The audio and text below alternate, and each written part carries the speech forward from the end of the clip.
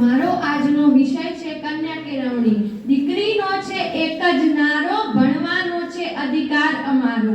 11મી October વિશ્વ બાલિકા દિન તરીકે ઉજવવામાં આવે છે અને કોઈ પણ દેશની પ્રગતિનો મુખ્ય આધાર હોય તો તે સ્ત્રીની કેળવણી છે।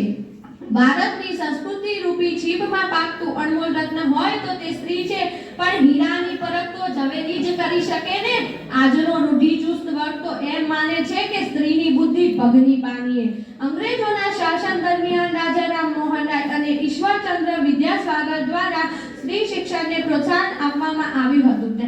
તેમણે સ્ત્રી શિક્ષણ પર ધ્યાન આપ્યું। વધુમાં જ્યોતિબા ફૂલે અને બાબા સાહેબ આંબેડકર જેવા ઘણા મહાન નેતાઓએ ભારતમાં સ્ત્રીઓને શિક્ષણ આપવા માટે ઘણી પહેલ કરી હતી। તેમના પ્રયાસોનું જ પરિણામ હતું કે આઝાદી પછી સરકારે સ્ત્રીઓને શિક્ષણ આપવા માટે અનેક પગલાં અપનાવ્યા।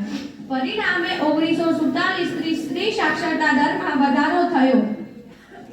હકીકત એ છે કે આજે ઘણી સ્ત્રીઓ શિક્ષણ મેળવી રહી છે અને બાળકીઓ સાક્ષર બની રહી છે, પરંતુ છતાં હજુ પુરુષ અને સ્ત્રી સાક્ષરતા દર વચ્ચે અંતર છે।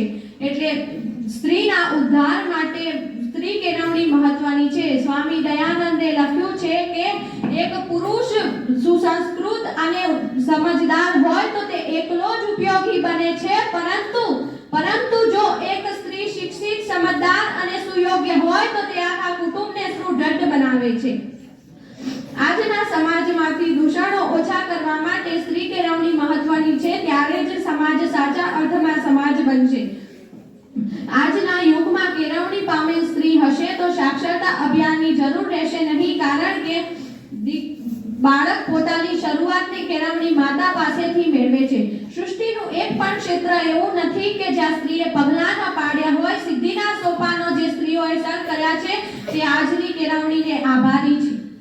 કેળવણીના કસબને કારણે આજના સમાજમાંથી વેદ પ્રથા, સતી પ્રથા, બાળ લગ્ન, દહેજ પ્રથા, દીકરીને જન્મતા આખી જ દૂધ પીતી કરવી વગેરે જેવા દૂષણોનો અંત આવ્યો છે। પુરુષ પ્રધાન સમાજમાં સ્ત્રીએ હવે પુરુષના હાથનું રમકડું રહી નથી કે જેને જેમ ઘરની ચાર દિવાલમાં પૂરીને જેમ રમાડવું હોય તેમ રમાડી શકાય કે નચાવી શકાય, કારણ કે સ્ત્રી હવે પુરુષ સમોવડી બની છે। આજની કેળવણી પામેલ સ્ત્રી આજના સમાજના અને રૂઢિચુસ્ત વર્ગના કરતૂતો બહાર પાડવા માટે મેદાને ચડી છે। ગઈકાલની સ્ત્રી દહેજની આગમાં સળગતી ઘરની ચાર દિવાલોમાં પુરાઈ રહેતી હતી, પરંતુ આજે આ સ્થિતિ રહી નથી। આજની સ્ત્રી વિજ્ઞાન, ટેકનોલોજી અને સાહિત્યથી માંડીને રાજકારણ સુધી પહોંચી ગઈ છે। Indira Gandhi, Margaret Thatcher, mother Teresa વગેરે જેવાના દ્રષ્ટાંતો આપણી આંખ સામે જ છે। પોતાનું વ્યક્તિત્વ અલગ પાડીને કિરણ બેદી જેવી સ્ત્રીઓ સારી લેખિકા પણ બની શકી છે। કેળવણીના વિકાસ અને પ્રચાર પ્રસાર માટે વર્તમાન સરકાર અનેક પગલાં અમલમાં મૂકી રહી છે। આજના યુગમાં સ્ત્રી કેળવણીનું અનેરું મહત્વ છે।